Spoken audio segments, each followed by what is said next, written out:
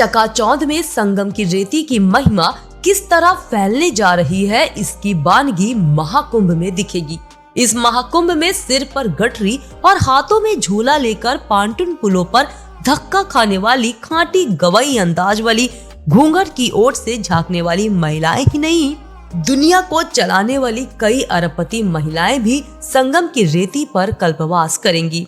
विश्व की अरबपति महिलाएं महाकुंभ में डुबकी लगाएंगी।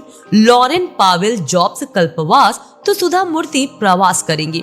इनके अलावा ओपी जिंदल समूह की चेयरपर्सन रही सावित्री देवी जिंदल भी महाकुंभ में आ रही हैं। विश्व के सबसे बड़े सांस्कृतिक आयोजन महाकुंभ में दुनिया की जिन अरबपति महिलाओं के ठहरने के लिए संगम की रेती पर महाराजा डिलक्स के अलावा अत्याधुनिक सुविधाओं से युक्त कॉटेज भी लगाए जा रहे हैं, उनमें एप्पल की मालकिन लॉरेन पावेल जॉब्स भी शामिल हैं।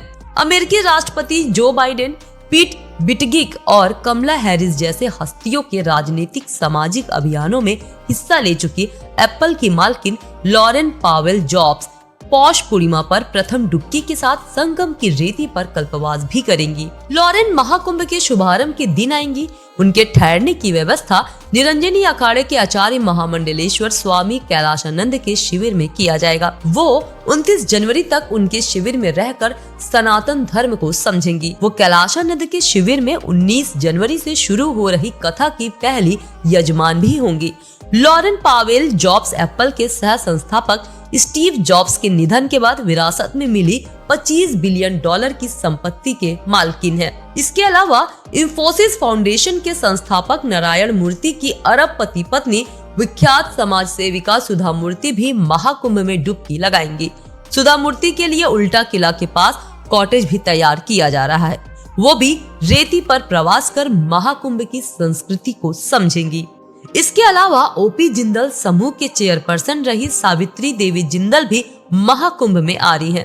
इन महिलाओं के लिए स्वामी अवधेशानंद और चिदानंद मुनि के शिविरों में ठहरने की व्यवस्था की जा रही है। स्वामी अवधेशानंद के शिविर में हेमा मालिनी का कॉटेज है। महाकुंभ में विख्यात सिने तारिका और सांसद हेमा मालिनी भी डुबकी लगाएंगी। हेमा मालिनी जूना अखाड़ा के आचार्य महामंडलेश्वर स्वामी अवधेशानंद गिरे के शिविर में प्रवेश करेंगी। वो भी संगम में डुबकी लगाएंगी। महाकुंभ को मोक्ष प्राप्ति का अवसर माना जाता है। मान्यता है कि इस समय गंगा, यमुना, सरस्वती और अन्य नदियों में स्नान करने से पापों का नाश होता है और पुण्य की प्राप्ति होती है। आपको बता दें कि इस साल प्रयागराज में 13 जनवरी 2025 से महाकुंभ शुरू होने जा रहा है। महाकुंभ के दौरान संगम में स्नान करने से पुण्यकारी फलों की प्राप्ति होती है और ये महाकुंभ का समापन 26 फरवरी को होगा।